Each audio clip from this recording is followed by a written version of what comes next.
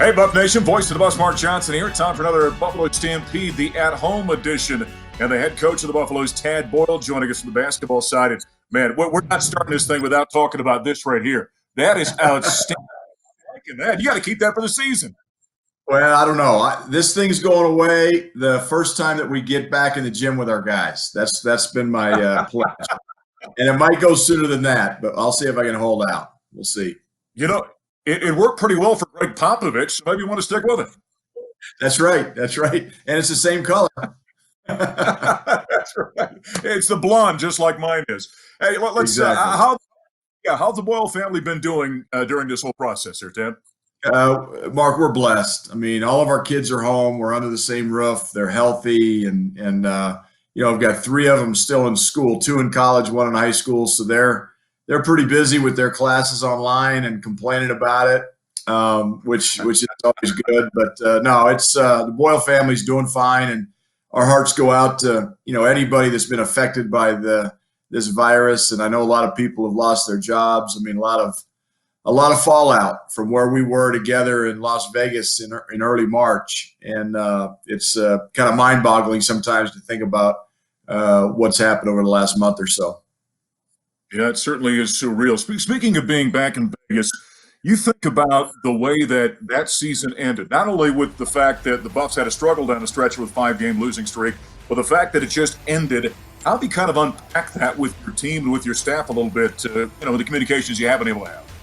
Yeah, it's interesting because as soon as we got back from Vegas, we didn't know. We knew that the season was canceled, the NCAA tournament was canceled, but I went directly into year-end meetings because the one thing I've found in coaching is when the season ends, you really want to kind of debrief and unpack, as you mentioned, everything that happened, good or bad, positive, negative, and just kind of take it all in. And I'm glad I did that because it was the last time I've been face-to-face with our players.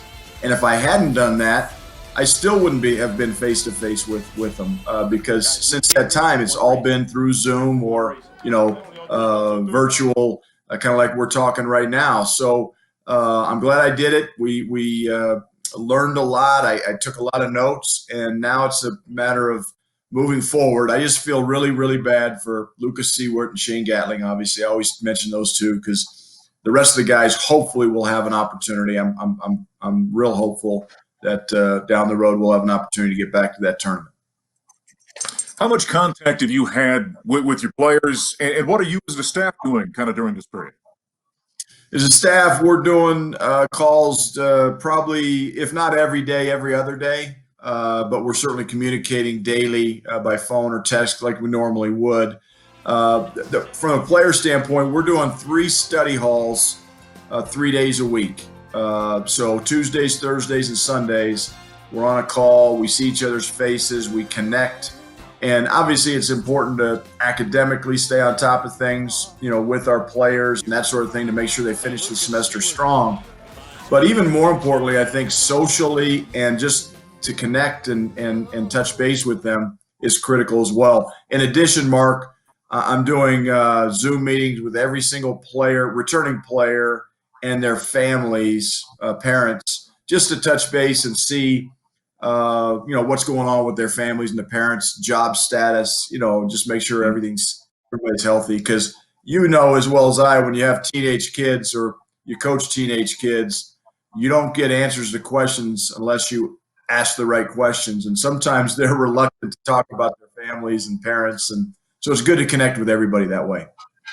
Since the season ended, your roster has become very different looking. Let me throw this at you. You've got your point guard McKinley Wright and Tyler Bay are going to test the waters. Do I understand it correctly? You think McKinley will probably come back and maybe Tyler won't, or what's your assessment of that?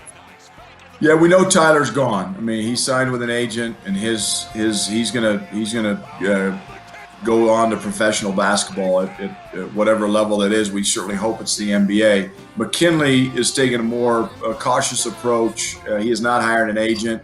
He is going to test the waters, and hopefully, there'll be some NBA workouts. I don't know what's going to happen with the draft combine. The NBA has not made any announcements there. But, it's hopeful that McKinley will go through this process and get some feedback from NBA teams that is going to be helpful to him and we're hopeful and planning on him being back for his senior year, unless he gets some information that we're not aware of, he's not aware of. I think that'll be the case. But he does deserve feedback, and we want to get him feedback, from in the NBA teams, and hopefully that will happen.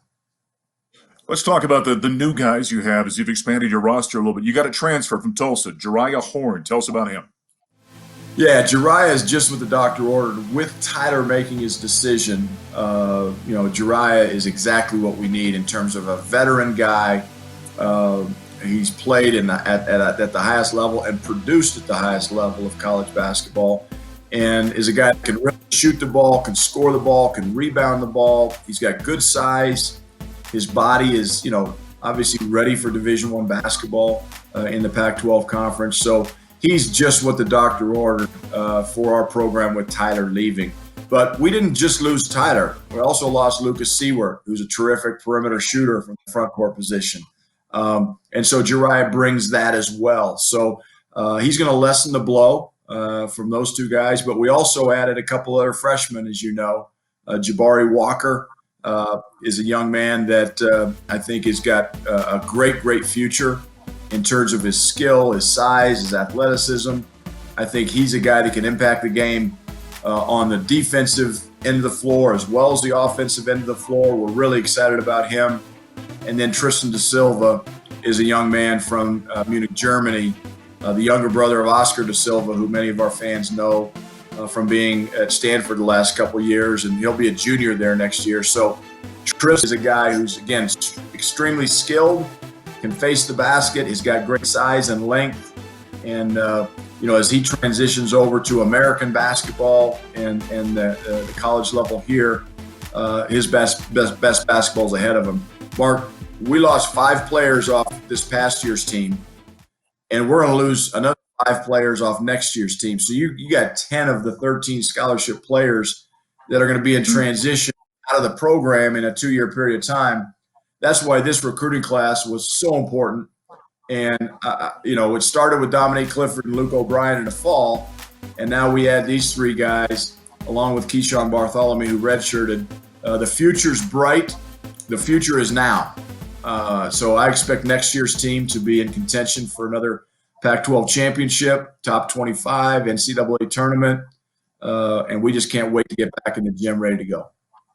Yeah, you look at all 6 of those guys, there's a lot of reason to be excited. Hey, real quick before we let you go, Nate Tomlinson, who you've said many times you think is a star in the making as a young coach, a very exciting future for him, has been dipping into my world. Not sure how I feel about that, but he's been catching up on social media, a few of these videos with some of our NBA buffs out there. And I know you think that's really important to stay engaged with those NBA guys and kind of stay connected to the family.